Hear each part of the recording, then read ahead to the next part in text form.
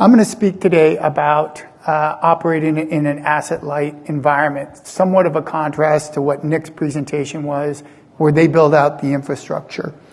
I'm also going to talk in some detail about the challenges facing the wine industry, and it's going to dovetail to a lot of what Todd said. So we didn't coordinate our conversations here today, but I think they're coming together and you'll get common themes.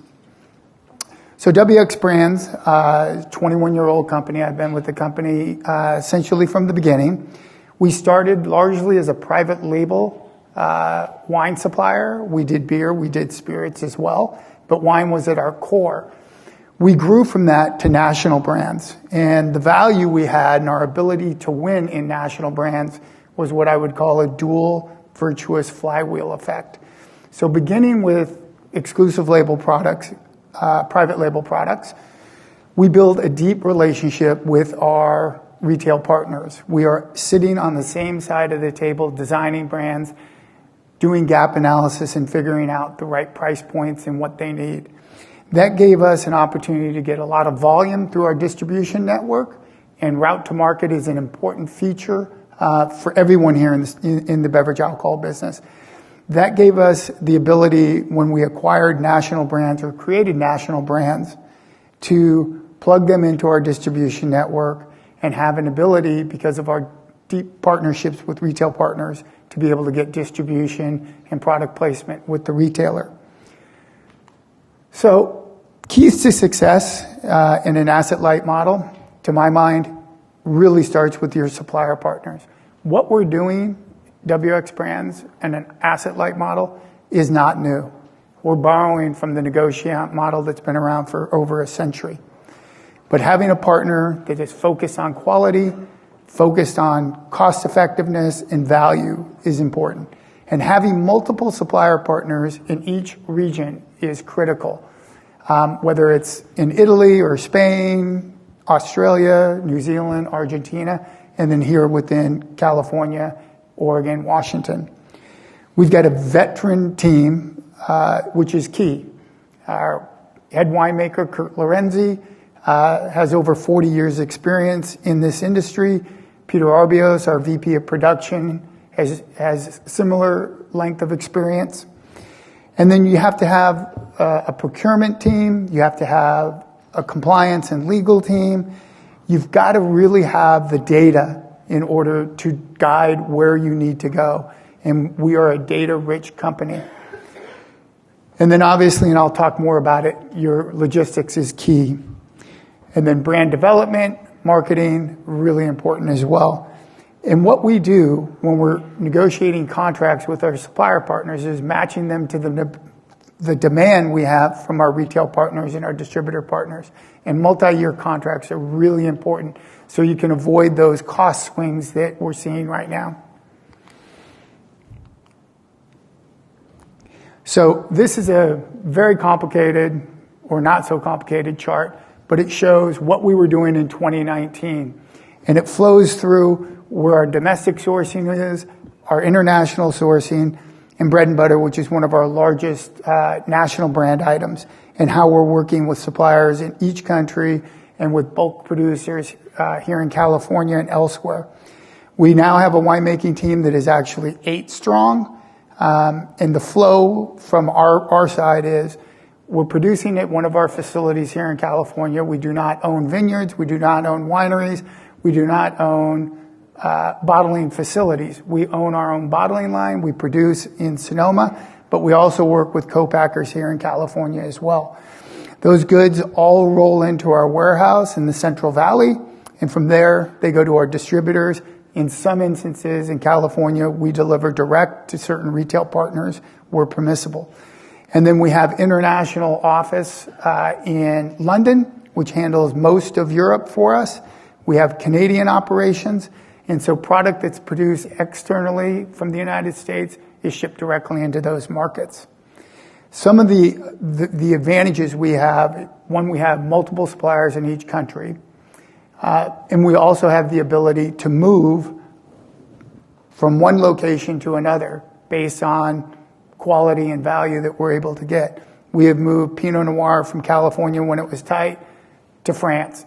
We've moved from France to California. So building brands that give you that ability to switch geographic region for sourcing is very important.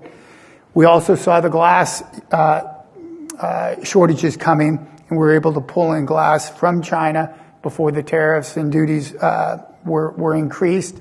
And then we were able to counter some of the tariffs that were put in place on wines coming from Europe by adjusting the ABV and raising it up. So forward thinking, being aware of what's going on globally is really important. Our global sourcing network, again, I mentioned Italy, South America, New Zealand, Australia. We know about the challenges in Europe, and I'll touch on those in a bit. And this is our supplier network. Multiple suppliers within California, Spain, Chile, and throughout the world. And again, having multiple suppliers gives you the best opportunity for value and quality in your negotiations. This is our winemaking team. I mentioned Kurt Lorenzi, fabulous team. I think that's the key because quality is our true North Star. And talk about some of the other keys to success that it takes. So a pandemic stress-tested project management system, both from a human capital point of view as well as systems and technology that lead us to making the right decisions at the right time. We use stage gating as we look at projects. Are they hitting their objectives at each stage? And one of the key focuses for us is knowing where you have the right to win. So we didn't have the right to win in the beer category. We were in beer for about 8 years. It is highly competitive. You have age issues, you have inventory turn issues, and the margin per case on beer is low relative to wine. So we exited the beer business. We also exit projects when they don't make sense. When we receive an RFP from retailers, whether it's domestically or internationally, the first thing we do is ask, do we have a right to win? And in some cases we do, and in some cases we don't. And we move from that and we focus where we have the right to win.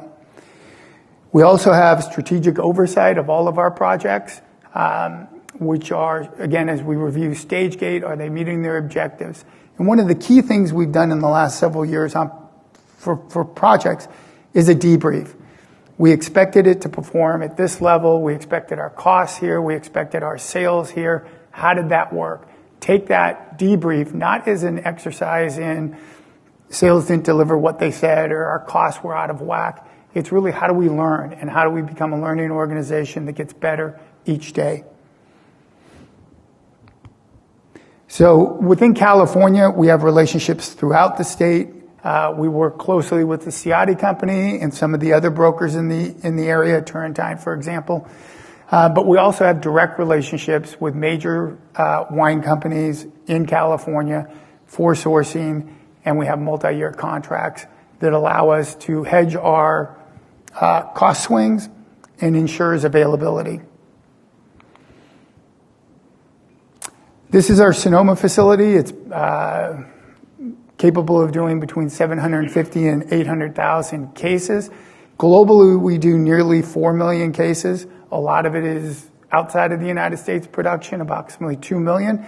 And then we use other co-packers within California. So similar to Nick's company, there are organizations that are built to produce product for you, and we leverage that.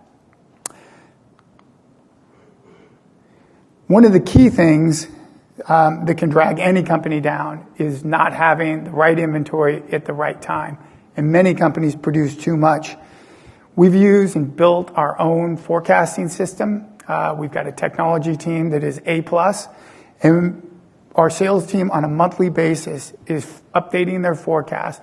They put it in by stages and probability, and we have preset probabilities. The key thing in forecasting, in my view, is to eliminate bias Our sales guys are very optimistic. And to eliminate the noise that gets in the way of making the right decisions. We are not perfect, but we strive to be better each day. So the process comes through. Our sales team updates their forecast. We have a data team that builds out trend. We use Nielsen data. We use depletion data. And we're using store scan data where we have that access with our retail partners to build a trend. And then sales initiatives are put on top.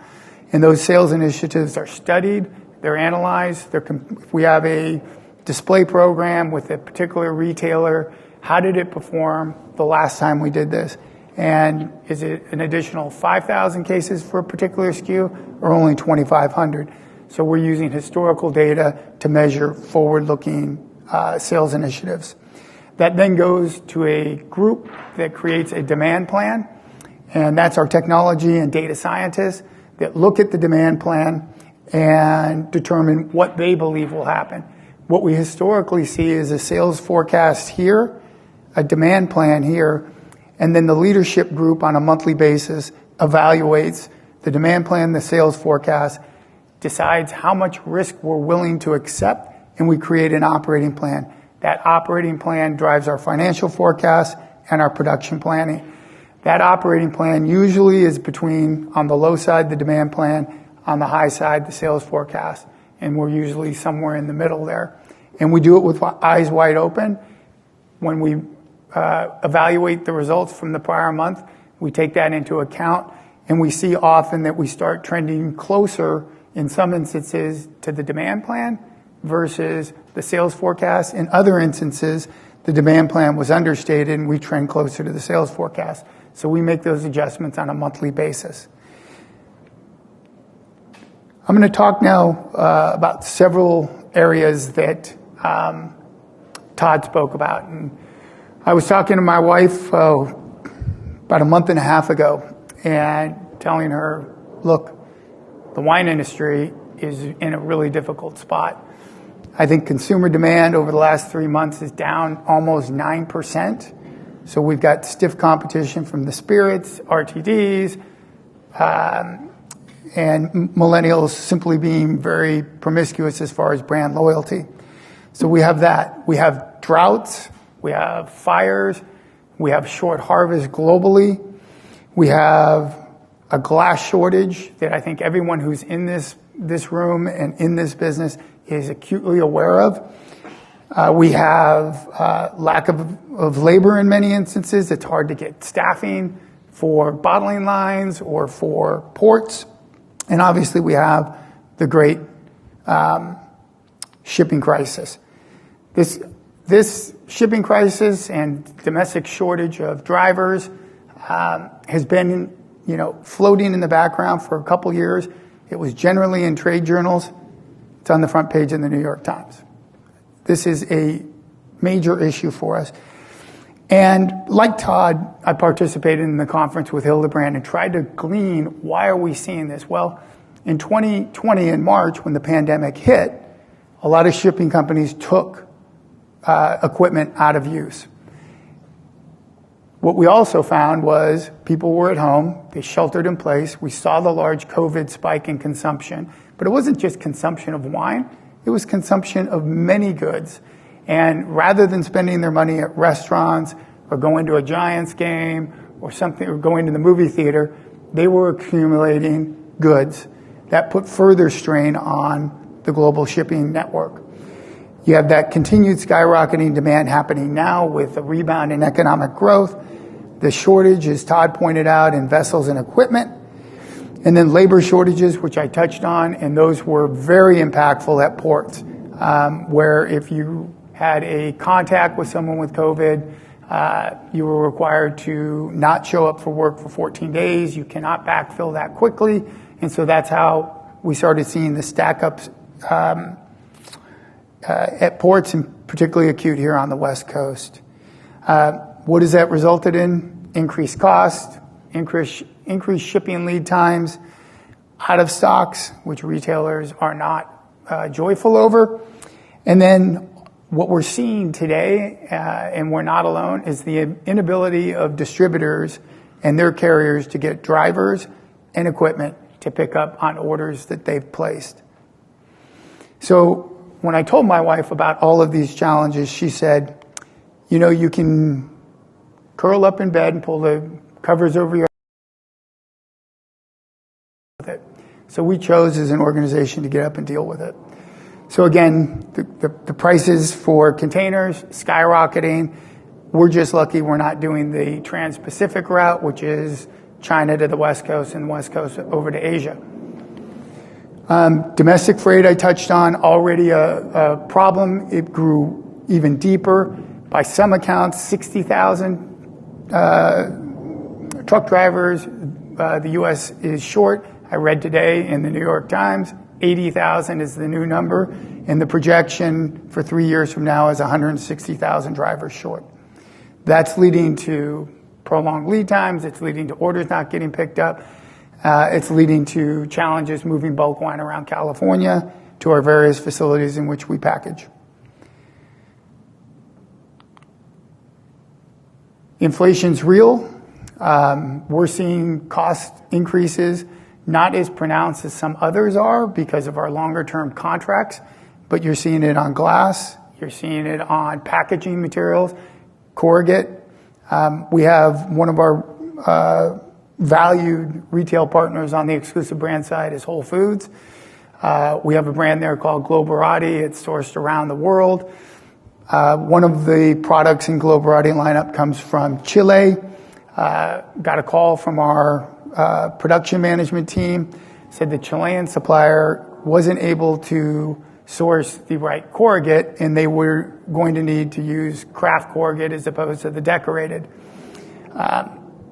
Pretty easy conversation with our salesperson who manages the Whole Foods account and said, this is an Amazon effect.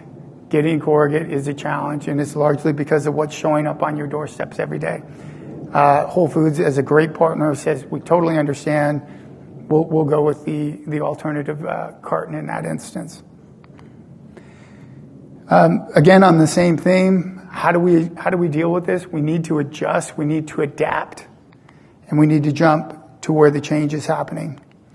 So the solutions that we are looking at as an organization are holding additional inventories in view of the extended lead times.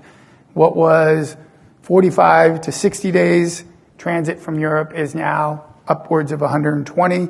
Getting a container out of New Zealand, first and foremost, is a challenge. Getting it on a vessel is an additional challenge. And we often see that it actually comes into the East Coast because many ocean carriers are avoiding the West Coast because of the port backup. Consider having multiple warehouse locations. We have one in California, and we're opening one on the East Coast. That gives greater flexibility of where your product can be brought into and gives your distributor partners greater flexibility where they can pick up the product. Absolutely consider multiple glass companies. We're not big enough, and the variety of our projects and products are varied. So significantly, we don't deal directly with the glass companies, but we work with distributor partners for glass, for that, have multiple outlets and multiple options for your glass. Discuss the days on hand inventory requirements with your distributor partners. Where they were holding 15 to 30 days of inventory based on old lead times, we're now asking our distributor partners to hold 60 days of inventory as a minimum. It's that long to get carriers to pick up, and it's that long to get the product from the West Coast to the East Coast, for instance.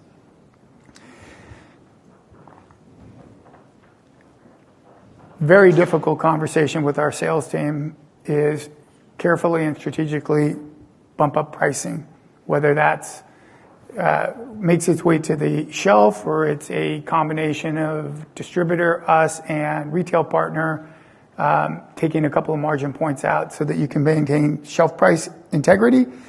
But strategic price increases are a must, and we've taken them where appropriate. And then stay focused and agile. I mean, the world shifts every day. My mantra to our team is make the best decisions with the best available information and know you're not always going to be right. So we have a problem as an industry. I'm going to pause for a second and quote from the California Wine Institute and the economic numbers. I think in the wine industry, we view ourselves as a small industry. You know, we live on, you know, off of 29 somewhere in Napa. We have coffee with our neighbor, and we're a very collegial but small industry. We're not. California Wine Institute reports that California wineries only, not just here in the U.S., but California wineries only, 114 billion U.S. economic impact, 786,000 jobs created by California wineries, and 35 billion paid in wages. We are not a small industry, and we need to stop behaving like we're a small industry. We need to come together as an industry to combat competition. I know there's an active group now working together to create a marketing campaign. The Got Milk campaign was wildly successful. What's up for that? What's up next for the wine industry? I think Todd mentioned combating the negative press about wine that's out there, a lot of it based on bunk science. We need to, as an industry, come together and have a unified voice. We need to gather together in efforts to reduce or minimize the tariffs on glass from China. When the tariffs went into effect, 35 million cases of wine bottles evaporated from the U.S. market. That put the strain, and that was the beginning of the glass shortage that we're now seeing. What can we do as an industry to increase the speed at which ports operate? We saw President Biden put in place the 24 hours out of Los Angeles. Great. The negative impact on Oakland is many steamship lines are skipping Oakland. They'll just go to Port of Los Angeles or Port of Long Beach. And then what can we do as an industry to increase the capacity for domestic trucking? I get if you're a 25-year-old person and you've heard about Elon Musk and you hear about self-driving trucks in the future, that doesn't seem like a great career choice. But we as an industry need to come together and find a solution. I'll turn it now to any questions, and I think we're all a bit new at being in a group environment, so I think there's a reluctance to ask questions, but if there are any questions, I'm happy to answer them. In your forecasting process, so thank you. In your forecasting process, you mentioned leveraging data, right? That's key for you guys. So do you use any kind of forward-looking or market signal data incorporating right into your sales forecasting, demand planning? Yes, we do.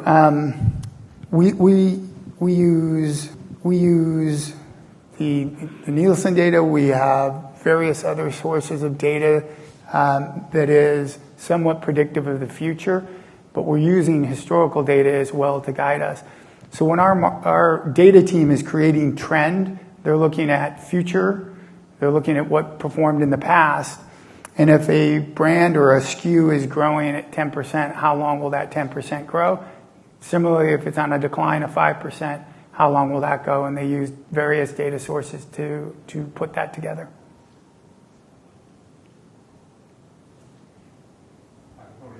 Can you hear me clearly? I can hear you great. So, talk about international shipping of bulk and bulk goods and increasing lead times. There we go. How are you, with increasing lead times, it's more the instability and the unreliability of the shipping schedules.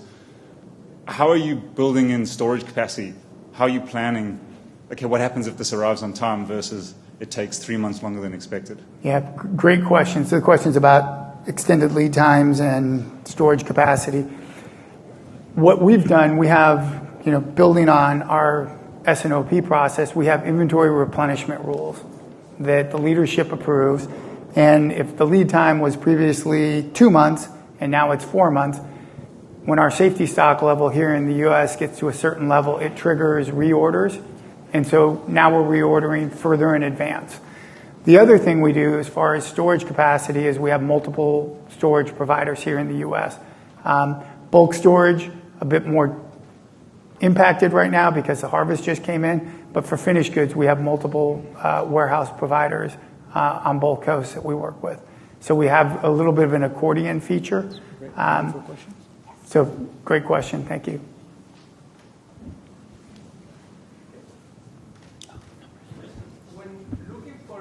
suppliers from different countries. What type of characteristics are you looking for, and which country right now you think there is an opening? Great question. So characteristics that we look for: quality, quality, quality. Value, value, value. Demonstrated history of being able to supply and produce and deliver are the keys.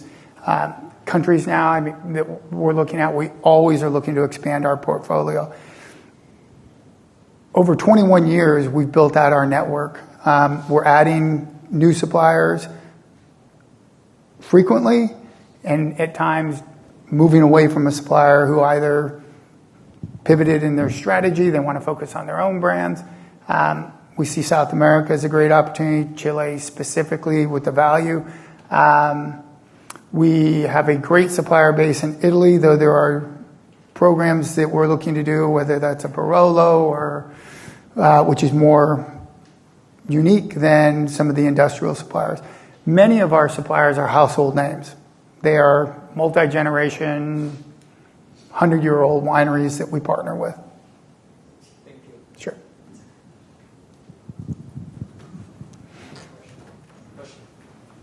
So obviously, you mentioned quite a bit in terms of inventory management, and cash flow of obviously is a critical portion of it. But have you changed your sourcing strategy with the supply chain disruptions to move more towards domestic versus international? Still things season up? Not really. I think what we've done is just, revisited our inventory replenishment rules, and what that is doing is requiring us to hold more inventory. Oftentimes that inventory is on the water because we own it when it gets on the water. But we're not making a switch between domestic and international. Domestic has its own challenges, largely around glass availability. So we're looking at alternative packaging. We have programs that are in cans. I think Nick mentioned, aluminum prices have gone up, and finding aluminum is a challenge. We're looking at bag and box. There's some innovative opportunities around bag and box that we're evaluating. So alternative packaging is not just innovation. It's driven to some degree by necessity, by the current environment.